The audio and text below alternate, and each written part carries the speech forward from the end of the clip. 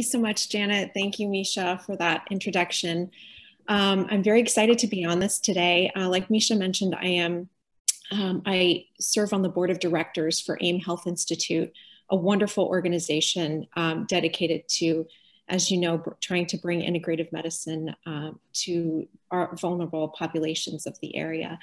I also teach at American University. I teach graduate and undergraduate nutrition. So teaching has really become a great passion of mine, apart from practicing functional integrative naturopathic medicine.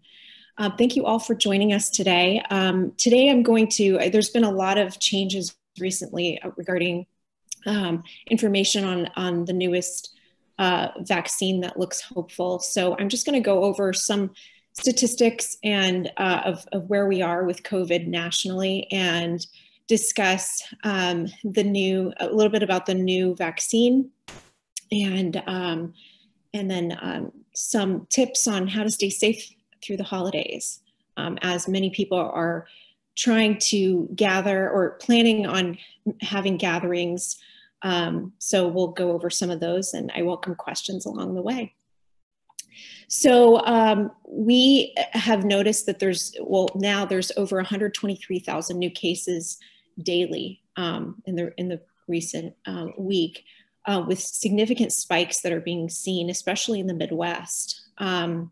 We've got a total of about 10,315,000 cases, with about 833,000 cases in the last 7 days. So significant spikes nationally. And there's been about almost 8,000 deaths in the last 7 days. So as we enter fall and we approach this season of gathering, and also the flu season, we need to be especially careful.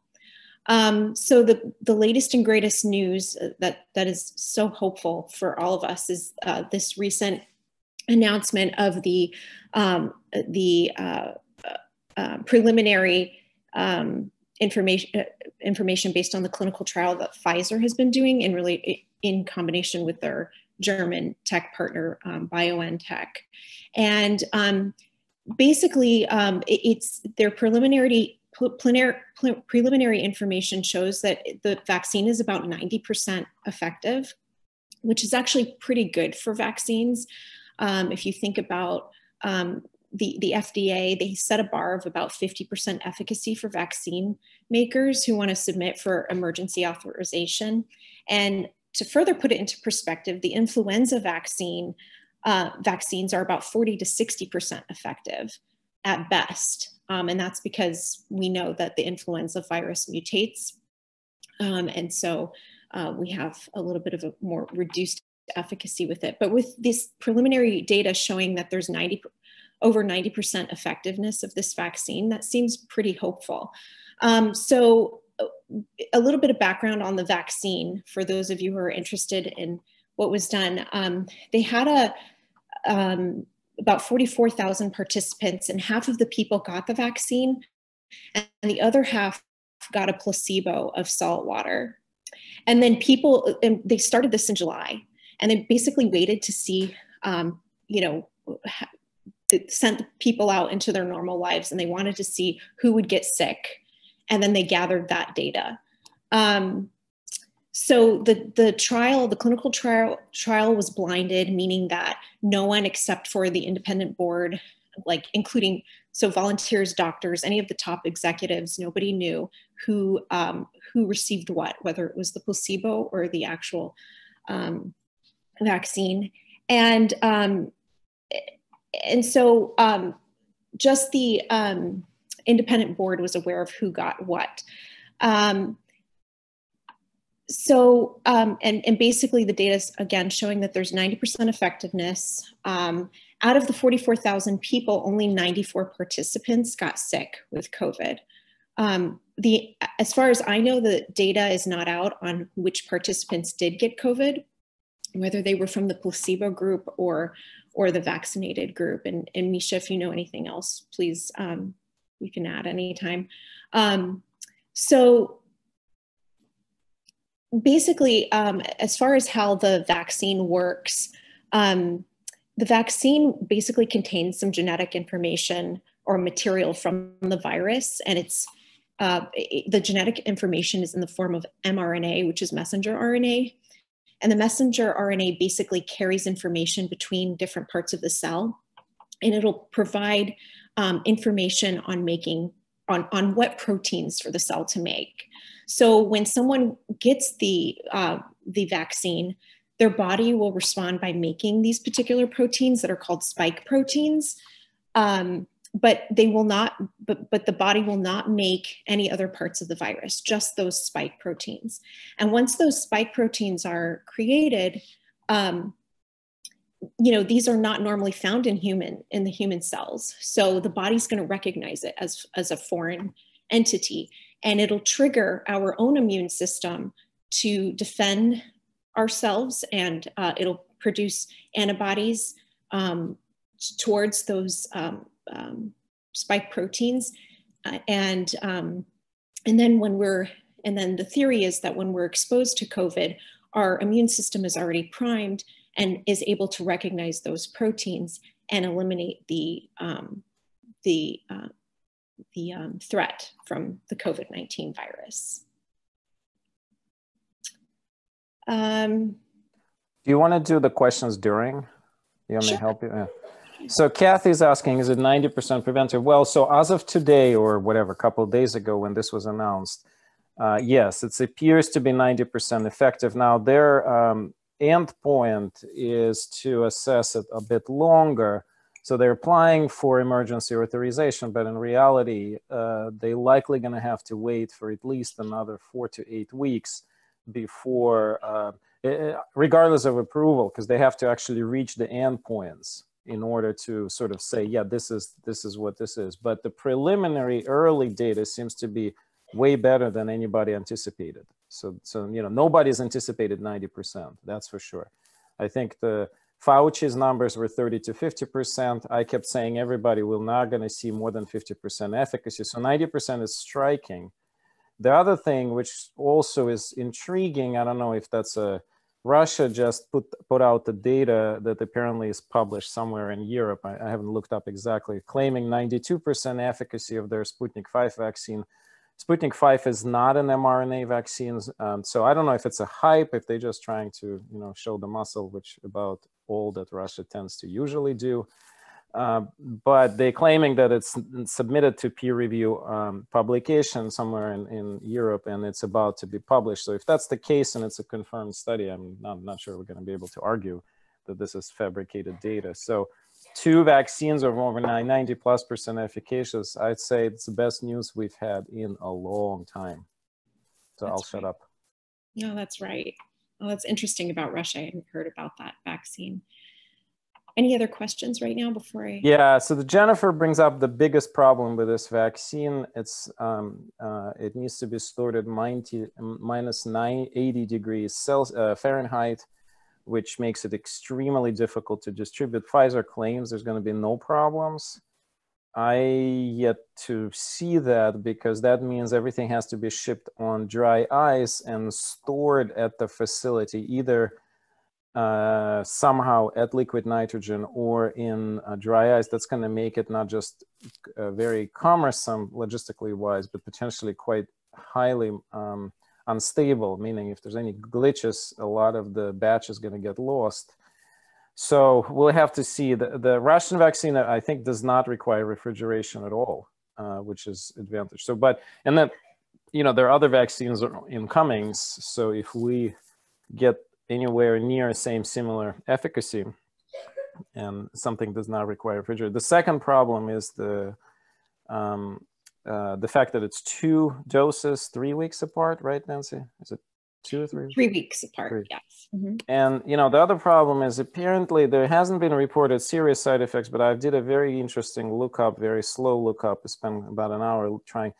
There are lots of reports from people in the trial claiming that their first injection had a very mild symptoms, just like a flu-like symptoms. And then the second injection caused severe COVID-like symptoms that lasted from 12 to 48 hours, including one person losing teeth from such a bad chatter with a fever of 104. So I think that those are individual statements. So I don't know how much to take that, but we have to sort of keep an eye on all of this because it is a new type of vaccine. It is very plausible that some of the complications or some of the side effects are different from everything else we've seen before. So I say that, I'm encouraged, I'm cautiously encouraged. Nobody from the trial claims that they wouldn't do it if they were to do it again, which is a good side. So despite those bad side effects, quote unquote, they were very temporary. They were completely resolved in everybody, and everybody says they'll do it again if they have to. So that is encouraging. I think there's a fair expectation, no matter what vaccine we're talking about, that there are going to be some outliers. But in general, this vaccine, so far, the reports have shown that there are no serious side effects. But certainly individual cases, I think we can expect that from pretty much any vaccines. And some of us may even know that we know people, loved ones or friends, that avoid the flu vaccine annually because, it could be that at one point they had had the vaccine annually and were unaffected, and then all of a sudden they start to get very sick from it. So there's always going to be an outlier group. And this also is consistent with Moderna's reports that the Moderna stopped doing a high dose vaccine and they just doing the lower dose now. So it's probably simply because in the high dose they've seen a lot more of this temporary side effects that were just severe enough for them to say this is just intolerable. Because I think the big problem here is not necessarily the side effect of the shot that lasts for 24 hours. Everybody can make through that. It's just a perception. I mean, if that gets out and everybody knows that you're going to have this high grade fever for 24 hours, there's going to be a lot of people who are already on the fence who are going to say, I'm not getting this. So I think this has more to do with the public awareness and public perception rather than a reality of the toxicity. Right. I think there was a question about, let's see, how long will the immunity last? So that's something that's still in question. That's unknown. I mean, there are various factors that go into how long the immunity will last, but one of it, which is, how soon this could potentially mutate. And, just like the flu, we need to update that periodically. So we really don't know. But I think now what is common knowledge to this is that it can last for about at least 3 months and provide immunity for that long. So it's so new, we just don't know anymore than that. There was a question about the demographics of the yeah, it's very diverse. It's a very diverse group of patients from all over the world. It's not equally distributed. It is most of the patients are either in Europe or in America, but it's all over the world. It's very diverse both sex, age, ethnicities and locations. So, and it's a very large trial, it's 40,000+ patients. Moderna trial is smaller. It's only about 20,000, but it's still a high number of patients enrolled. And then the question about in the length, the speed of mutation of the COVID, it appears to be a bit more stable than it used to be thought early on. So there is some process of mutation, but it appears that the way the vaccines have been developed, it's not very likely that the virus will mutate sufficiently to not have efficacy of the vaccine. The bigger question is how long what Nancy just said is sort of how long is that immunologic response going to last? We have seen that patients with mild disease lose their antibodies after a few months on average. Does that mean they're no longer protected? Does that relates also to the vaccine? I think we have to live and wait and live and see what happens. No, we don't know who's exposed to virus or not, right? I mean, that's the whole point. It's a real life test. So patients are injected with a vaccine or placebo and then released into the wild, I would say, and you see what happens. They live their life, and some get. And that's actually interesting because you'd expect that a lot more people are going to get infected on average, right? Because it's 40,000 patients, a huge, good number of patients. But infectivity is staying per unit of time pretty low. So yeah, we have to wait longer. It was the same problem with the other vaccine that was reportedly supposed to be results coming out soon, but it's delayed because the rate of infection is less than expected. Right. Are any other questions? I just have a few more things to go over, but we're happy to take questions now if there's any more. Okay. I do have one. Oh, yeah. Sorry. No, I do have one question. Thanks. So I read something, I can't remember what the source was, but they were saying that it's very unusual for the efficacy of a vaccine to come out from the company that produced it. That usually it comes from a peer-reviewed journal. And I think the implication was that that means that Pfizer could be doing this to like increase its market share. Although frankly, I don't understand that kind of stuff, but it might be like unreliable that it's 90%. Is there something that can increase our confidence that in fact it is as good and as hopeful as Pfizer says it is? Or is that just like, you know, I picked up one headline and now I'm cynical? Nancy, you want me to try to tackle this one? That's a little hard. I'm not sure I have a good answer, but so generally, sorry, it's a most important question here, clearly. Generally speaking, I think historically, and I don't actually doubt their data, so put it this way, I don't think that the data is wrong. I think the data will be correctly so published in some leading journal. I'm thinking Lancet or New England Journal of Medicine. I think what usually happens, the research data versus a real life vaccine data is often ends up being overestimated. And there are multiple reasons for that. One reason, in the trials, everything's done by the book. So the vaccine administered precisely correct. Data gathering is very tight. In real life, things are always a bit more messy, right? You have patients, I'm sure that they also had, I didn't see they haven't published the actual exact recruitment strategy into the trial. So usually when we apply it in real life, you don't apply it to exactly the population that was in the trial. Your population is likely to be a little bit sicker, probably less chances of efficacy.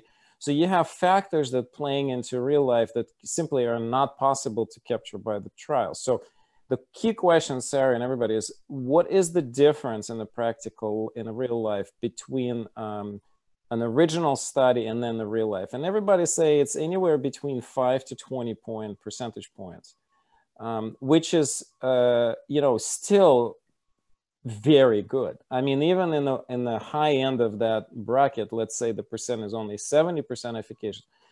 I'll take that any time of the week. I mean, that still is very effective, relatively speaking, because again, remember, they set the goal for 75% to approve. And then the Fauci and a lot of other experts were saying, look, if we get 50%, we still should be happy here. So regardless how real life's going to look here, there's, you know, assuming that their early data is not going to be some kind of a fluke. You know what I'm saying? Because the reality is it is not a statistically verifiable outcome just yet, because it needs to be, you need to wait a little more. Okay, that's really reassuring. Thank you. Mm-hmm. Nancy, I think you have another topic. So let's just, if anybody have any more questions, let's hold off a little bit so that we can finish. Okay, so I know, I guess one big question is who's going to get the vaccine and when are we going to have access to it? And so there's going to be about 30 to 40 million doses that we should have by the end of the year, if all goes well with approval, FDA approval. And there'll probably be about 15 to 20 million that can get an initial shot, and then the booster shot, which comes 3 weeks after that initial shot. But as far as priority with who gets the vaccine, it's likely going to go to the higher risk populations, which are going to include healthcare workers that are especially on the front lines. I mean, we're seeing already across the nation how susceptible healthcare workers are to contracting COVID, and how many of them are now asked to report to hospitals in their shifts, even while they're to care for COVID patients while they themselves may have COVID. So those populations will likely be given the vaccine first, in addition to populations that older populations that are obviously more immune compromised, and also people that have conditions that make them more immune compromised or susceptible to contracting COVID or having a less favorable outlook if they were to contract it. So that would be people, for example, that have diabetes or obesity, et cetera.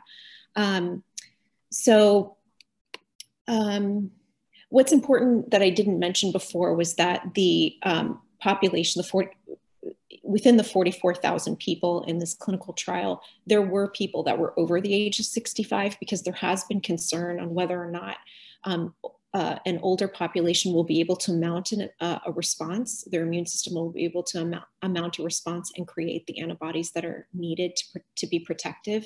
And so just to let you know that the clinical trial did include people that were over 65 as well. Okay, so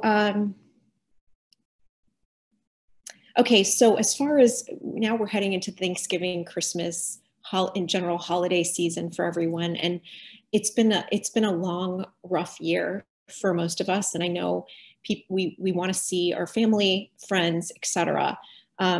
Obviously, gatherings are being discouraged going into this flu season and into the cold season. But if you were to have a gathering, there are some, basic tips that could help to keep everyone safe.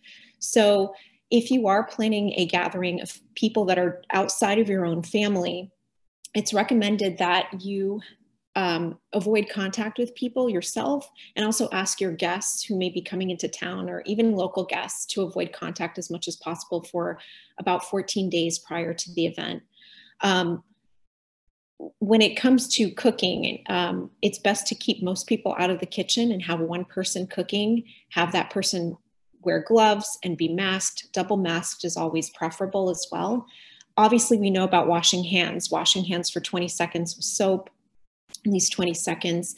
Hand sanitizer should be at least 60% alcohol for at least reasonable efficacy. And then keep others out of the kitchen. If there's somebody cooking, it's best that that just the people that are responsible for cooking remain in the kitchen, and there's no traffic in and out of that space. And then when it comes to serving utensils are one place where many people can place their hands on. So have one person serve food at for everyone. Obviously discourage singing and shouting, as that can cause particles to disseminate, even further or in larger quantity. And in the event of smaller gatherings, if it's not a large gathering, encouraging people to bring their own utensils and their own food is another recommendation. So I don't know, Misha, if you had anything else to add to that. No, I think that's great. I mean, we don't have a lot of time, and I think those were really important questions about the vaccine. I think the next week, so we had a much grander plans. We wanted to talk about all kinds of other stuff, but I think we're gonna make sure that we have enough time. So maybe one question, and I want to give Julie to say just a word or two about Whitman Walker. So, all right. I think, okay, good. So doesn't seem to be an immediate question. So Julie, do you want to just unmute yourself and say a word or two? Sure. Hi, everyone. I'm Julie. I work at Whitman Walker Health. We have 2 sites, one in Anacostia and one in our 1525 Northwest site near P Street. We are an HIV, LGBTQ HIV clinic. We do primary care, mental health, HIV care, specialty care. And we just had our, like Dr. Kogan said, we just had our big fundraiser. Please, if you can, if you're willing, please visit us at www.whitman-walker.org. And if you can donate, we're hemorrhaging money right now. We closed the clinic and became a COVID clinic in end of March. So end of March, all of April, all of May, and all of June, we were straight COVID testing, doing telehealth. We get grants, but the telehealth grants that we get are about 50% of what our in-person visits are. Our Anacostia site has a very high number of patients that have tested positive and have a high death rate for COVID, very vulnerable populations. Our particular populations are struggling right now because most of them are on the front lines, working in retail, working in grocery stores, and some of the patients that we see are older and don't quite understand they don't have cell phones, using technology is pretty difficult. We opened in September for limited inpatient appointments, and we have medical providers on staff seeing follow-up appointments, in-person procedures, PAPs, anal PAPs, doing procedures, but it's pretty limited and it's been a struggle. But anyway, if you can visit our website, if you have any questions, feel free to ask. Thank you. Thanks Dr. Kogan for giving me that chance. Sure. Okay, everybody, I think we should move along to our mind-body session now. How different the all over communal energy is. I know 2 weeks ago we were all just feeling a bit more rested and restored. So I think there's a lot of promise for that, and I'm really eager to replicate that here in the United States. I'm hoping that we're going to be able to get that ball moving for that. So before I start us on our relaxation exercise, does anybody have any questions about that? Let's just move with the practices. We only have 15 minutes left. Okay.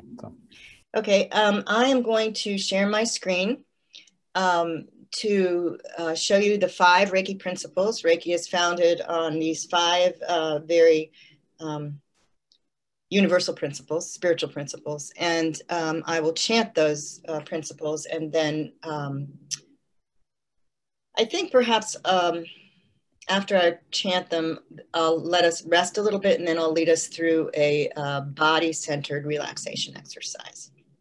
So if I can share my screen, let's see.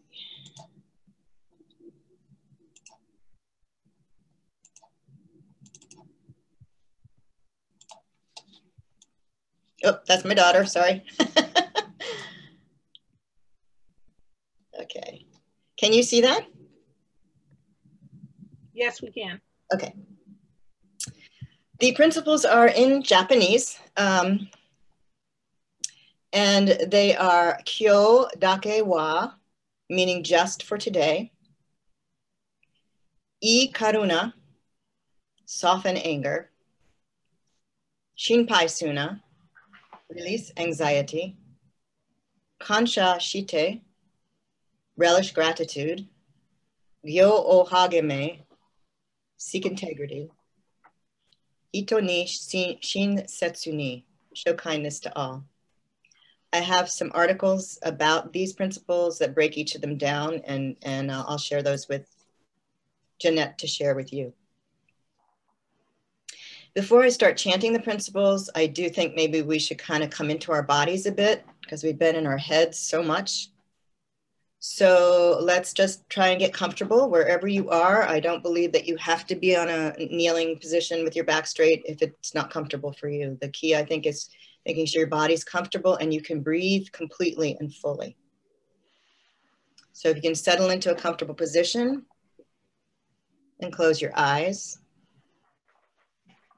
and take a deep breath from your abdomen.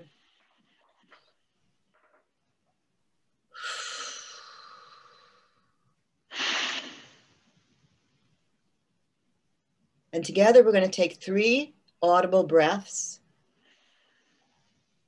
in which you will focus on the air going through your trachea as if you're putting your ear to a seashell and you're making that noise, or the kind of a dog purring noise. Okay, breathing in through your nose and out audibly.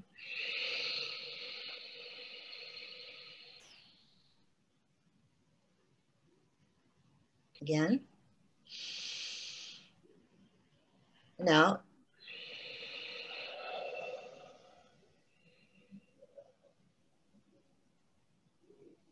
And a third time, in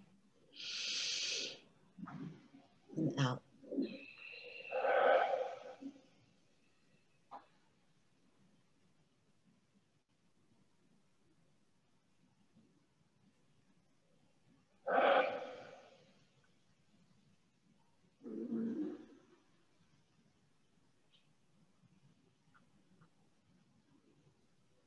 Yo dake wa ikaru na, shinpai su na, kansha shite, gyo o hageme, hito ni shinsetsu ni, kyo dake wa ikaru na, shinpai su na, kansha shite, gyo o hageme, hito ni shinsetsu ni,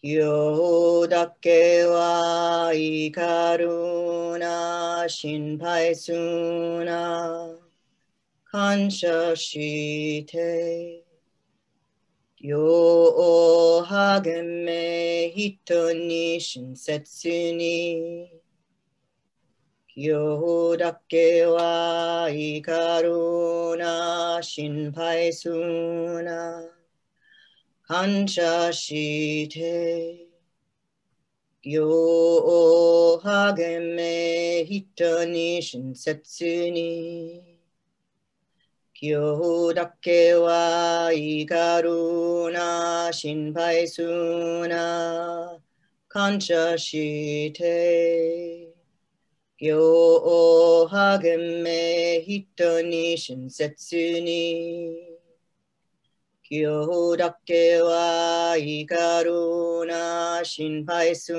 na, kansha shite, kyo o hageme, hito ni shinsetsu ni, kyo dake wa ikaru na, shinpai su na, kansha shite, kyo o hageme, hito ni shinsetsu ni, kyo dake wa ikaru na, shinpai su na, kansha shite, kansha shite, kansha shite, kyo o hageme, hito ni shinsetsu ni, hito ni shinsetsu ni, hito ni shinsetsu ni.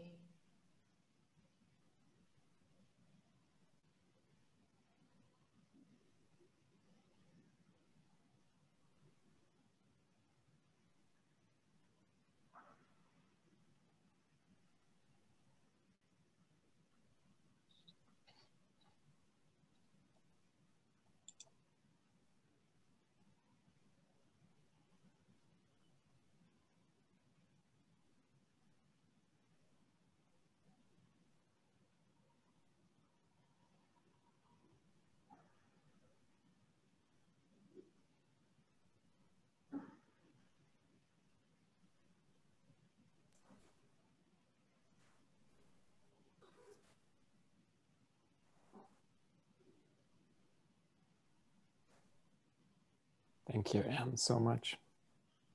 Thank you.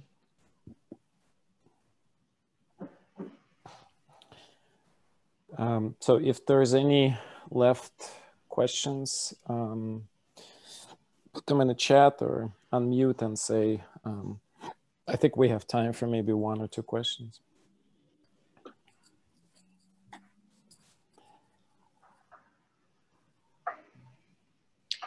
I actually had a question about the vaccine trials. Did all of the participants take infection precautions after receiving the vaccine? Was that a factor that they controlled or not? I think they were just advised to do a standard distancing, social distancing and precautions. I don't think there was any explicitly different recommendations from wherever they live. At least I have not seen anything reported. But you know, those are all important questions because the people in the trial quite often get kind of an extra care, so to speak, and that extra care can, for example, they have access to a specialized app that would allow them to very quickly communicate with the trial physicians to report any concerns. So, you know, you could think that they simply have this additional layer of healthcare access that other people don't have. Does it change anything? I mean, you know, all of those things are really hard to speak about until we actually see the report published in peer-reviewed journal. Thank you. Yeah, Monica, and I share this with you too. So I think a lot of us took a breath after election, and regardless what your political beliefs are, I think the fact that we had no mass causalities, this is too relaxing, I'm falling asleep here. I think the fact that we didn't have a massive unrest after election, that's what I was really mostly worried about, and the fact that we are now quite out of the date and things seems to went quiet enough and no lives lost. So let's hope for the best, I guess, and move forward. And there's a question to you. Where can we read the actual published research you mentioned about the Reiki? I'd be interested in seeing how the research was designed. Sure. We are actually in the process of upgrading our website. So if you go there, you'll find the old version, which is not terribly user-friendly, but it is the Center for Reiki-Research.org. And I will also put my email in here, so you can email me personally, and I can get you connected to the way it currently is. The way we're currently set up is that you become a member in order to see the research. And so it's just www.centerforreikiresearch, all one word, .org. I can put it in the message here and also my email address.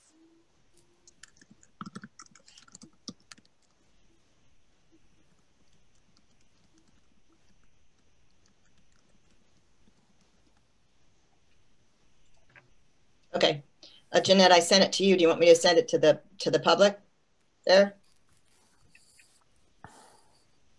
No, that's okay. I can do it. Okay, thank you. Yeah, I forgot about this. Jacqueline, thank you so much for bringing this up. Let's do this, and can you just kind of hold us? And because tomorrow is this Mega Million event downtown DC. So I think what I was thinking to do is let's just hold the energy and just wish that it goes peaceful, that whatever the energy of unrest and anger and frustration that comes with the march be held in a broader vision without us trying to judge it or say anything negative about it, and simply let it be and acknowledge that half of this country is upset and they want to express their feelings, and they not only they need to be heard. I feel strongly that this is representation of what we are as a country. It is divided, and path forward is in clouds. in dark clouds, and we simply don't know if we can come together. And I think we have to say to ourselves and to the environment and to all of the creation that it's up to our individual centering and our individual power to say that we will hold the space for whatever comes, and we will not allow that to shift us off of the center and make us unrested. And you know, and we have all these tools, thanks to Anne, thanks to all the teachers who came before and will come after you, that we are going to continue to do our parts in this mess. However little it appears, I believe that it's actually much more than we think. So, Anne, if you want to just say a word or two, or maybe we can just hold a silence for a little bit. Absolutely. I'm so grateful that you said that, because I know there's nothing we can do that's more important, especially right now, than staying in our center where there is love and where there is trust. And I think practicing anything that is like meditation for you, and that may not be meditation, it may be, you know, gardening, it may be knitting, it may be cooking a meal, it may be watching a good movie, whatever it is, something that will help you to stay calm and centered and not be triggered. Absolutely. I think, and I do really strongly believe that when we get into that vibrational, that vibration of trust and acceptance and stability, it has a ripple effect across the community. And I think if we really hold space for that, and I'll be glad to just sort of lead us right now in a brief metta meditation, which is the compassion meditation, if we have time. Do you want to do that, Jeanette, or are we running out of time? We're running out of time, but okay. maybe we're I think the group is here for everything. So just go ahead and do it. Yeah, okay. Agreed. If you need to jump off, go ahead and jump off. Actually, before you do that, Sarah, I think she just put a really good question there. I don't think we have to soften anybody or anything. I think we have to soften ourselves. I think we have to allow space for everything in our heart, no matter how uncomfortable this may be. And we have to stay present to all of this, even if it feels at times unnerving and scary and very frustrating. I think being in a center at the core and letting and allowing to understand that that is the place where we are is the path forward. It's not to deny anything. It's not to really try to pretend that it's not happening. So I can't give you any better answer. I only can encourage you to look inside your heart and find your own answer. Yes. Thank you. Well, if we can just put our hands in the prayer position against our breastbones, doing that alone helps to calm your nervous system. Take some deep breath. Close our eyes. And as we breathe out, we rest within ourselves. We understand that the practice of presence and acceptance is a radical process and a radically transformative process. And we will visualize standing at the center of a hurricane and moving with it, so that no matter how much turmoil there may be swirling around us, we are in the center where there is no turmoil. And we breathe into our hearts with deep trust and deep need for the light and for the healing of our nation. And we know that the earth itself is undergoing transformation. Humanity as a whole is undergoing transformation, and we're honored to be aware of that. Taking a deep breath into our hearts and asking for grace to be able to stay in that center.